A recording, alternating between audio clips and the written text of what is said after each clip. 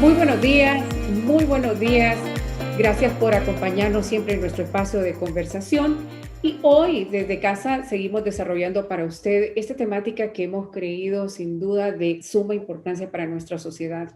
Estamos hablando de la violencia doméstica y hemos preparado para usted una serie de 3 programas para abordar este tema desde diferentes ópticas. En el programa anterior nosotros pudimos conocer cuál es el patrón psicológico del agresor y de la víctima de la violencia doméstica. Pero hoy queremos hacer el abordaje desde el punto de vista legal, conocer cuáles son esos mecanismos que proporciona el Estado para dar auxilio y resguardo a la víctima de la violencia doméstica y o la violencia intrafamiliar. También es nuestro compromiso poderle llevar a usted esa diferenciación entre ambas situaciones, que si bien es cierto, muchas veces están atadas, también hay una distinción entre ambas situaciones. Es lamentable la cantidad de víctimas que tenemos en nuestro país reportadas hasta ahora, pero para hablarnos de toda esta temática, tenemos el honor y el placer de contar hoy en nuestro programa con la presencia de la abogada Lorena Calix, portadora del Ministerio Público. Abogada, bienvenida a nuestro espacio de conversación. Muchísimas gracias. Muchísimas gracias a usted, abogada Giselle, por generar este espacio que de alguna manera me permite evidentemente llegar hasta la población, sobre todo nuestras mujeres, de diferentes edades, porque este tema es un tema que incluso debe despertar el interés de las niñas, de los niños, ¿verdad? Y por supuesto de las mujeres jóvenes, mujeres ya en una etapa ya sea de su vida casada, en unión de hecho, e incluso mujeres adultas mayores, porque es una situación que desafortunadamente, refiriéndonos a la violencia contra la mujer, es el pan nuestro de cada día de las atenciones que el Ministerio Público realiza en las más de 26 oficinas que tenemos en todo el territorio nacional. Así que muy agradecida desde el Departamento de Relaciones Públicas para pues poder aportar a este programa y por supuesto a quienes le escuchan y le ven. Abogada, y el agradecimiento de verdad es nuestro enormemente porque tenemos ese compromiso de servir como un elemento más dentro de la educación de nuestra sociedad. Y es así, infortunadamente la violencia doméstica, la violencia intrafamiliar no discrimina. Hoy queremos darle un abordaje especial específico a la violencia doméstica. Abogada, y aquí quiero preguntarle, ¿cuáles son las características que nos comete, las características que tipifican la violencia doméstica? Es decir, ¿qué situaciones deben darse para que una persona diga efectivamente yo soy víctima de violencia doméstica? Mire, muy interesante su pregunta y particularmente me pasa que tengo que estar de forma recurrente aclarando algunos conceptos, sobre todo con los profesionales de la comunicación que hacen un excelente trabajo en tratar de sensibilizar estos asuntos. En la violencia doméstica está desde la perspectiva de lo que es y para que nos entiendan nuestras mujeres, es todo aquel ejercicio de abuso por parte de la pareja, expareja incluso, novio, exnovio, que esté encaminado a que su dignidad como mujer, ya sea su dignidad o integridad física, psicológica, esté realmente amedrentada, esté minimizada, a tal punto que le ocasione a usted una situación de estrés, una situación de ansiedad, una situación de angustia y, por supuesto, en los casos mucho más delicados, un riesgo claro sobre su vida.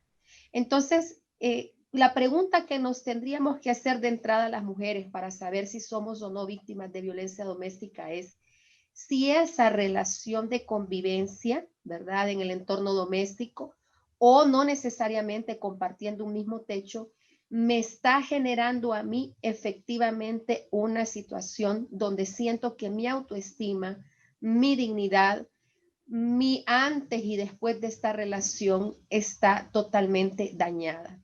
Como lo sabemos, de forma muy evidente, nada justifica un golpe. Uh -huh. Quien le da un golpe, quien golpea a una mujer, evidentemente comete violencia doméstica. Puede que no me golpeen, puede que no me peguen, pero se da una constante en relación a las humillaciones, a la denigración, al maltrato verbal, al referirse hacia mi persona en condiciones humillantes y denigrantes, un maltrato psicológico. Una violencia de tipo patrimonial o económico, como por ejemplo y ocurre en nuestra realidad social en Honduras, no me pega, pero tiene control sobre mis medios de vida, sobre de lo que me valgo para yo poder aportar económicamente a la casa, o tiene control sobre lo que yo hago o no hago desde el punto de vista económico, del emprendedurismo con el que muchas mujeres hoy en día están tratando de salir a flote en una situación tan compleja como la que tenemos en el país. Y finalmente incluso llegan a la destrucción de ese patrimonio, de esas situaciones. Entonces, cada una de nosotras tendrá que hacerse esa pregunta. Yo les digo siempre a mis alumnas también en la universidad y a las mujeres que nos visitan por acá, cuando usted se ve un espejo, ¿qué se ve? ¿Cuál era su antes y cuál era el después? ¿Qué cosas, cuando usted analiza, qué conductas usted identifica la tienen ahora en esta situación?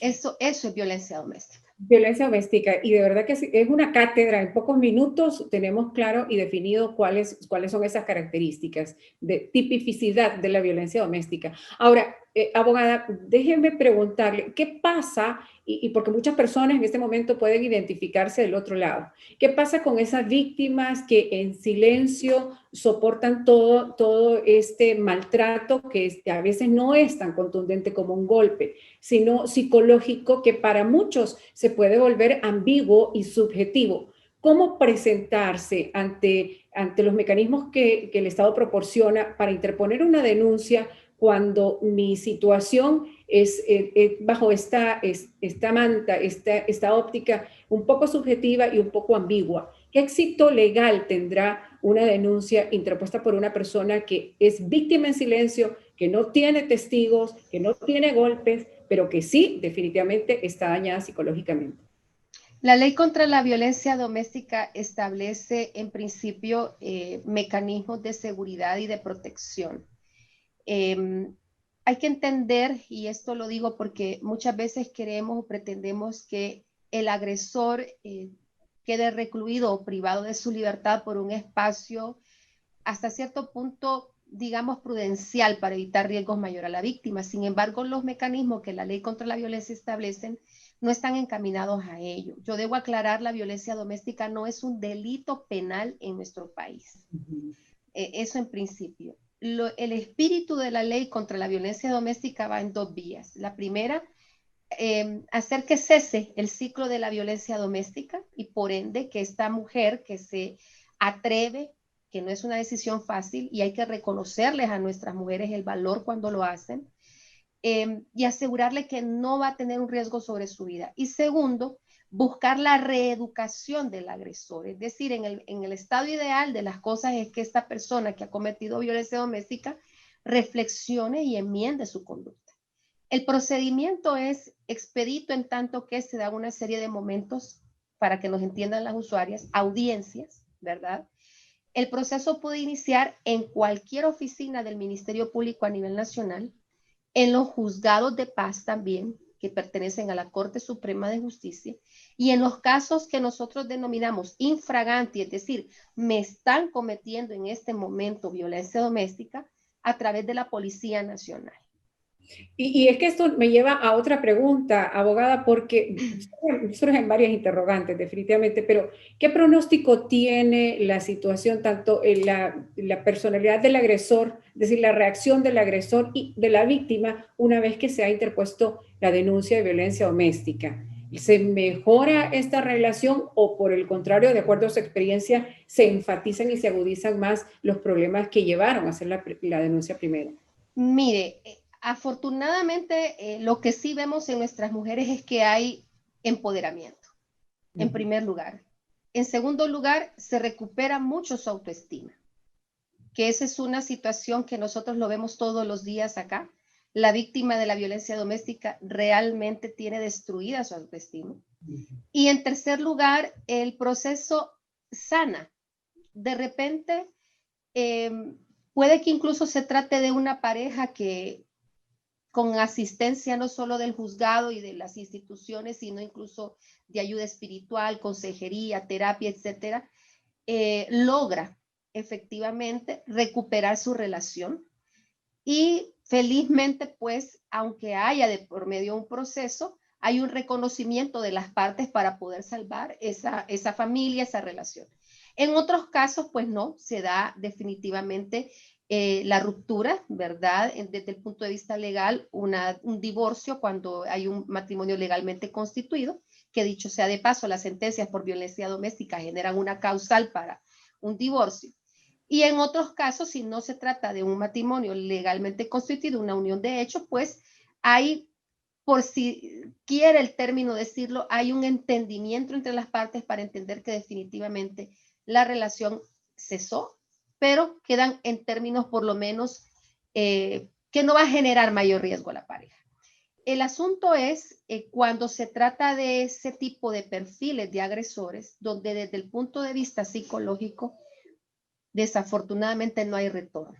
Y yo siento que ahí es donde nosotros tenemos que centrar mucha atención en la prevención de estos tipos de perfiles, porque habrán muchos caballeros que nos ven que afortunadamente son hombres con salud mental, emocional, que pueden comprender la situación y finalmente entender que el fondo no era crearle un problema, sino buscar solucionar el problema, pero habrán otros que no.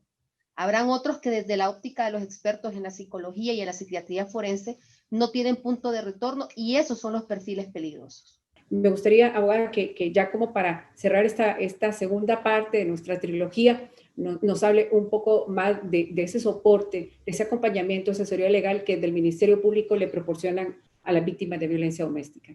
Sí, de hecho, uno de los componentes fundamentales de la primera atención que se da a la víctima es la asesoría jurídica. Cuando la usuaria se presente a nuestras oficinas, evidentemente viene a contarnos una historia, un hecho, una circunstancia que puede haberse dado en el momento o de forma sistemática con 15, 20, 30 años atrás. Ese fiscal, que es el primer rostro que tiene al frente la usuaria, hace una valoración jurídica de esa situación y le da los escenarios probables a la víctima en relación a lo que podría presentarse, de qué manera, bajo qué supuestos y cuál es la ruta procesal que se va a seguir.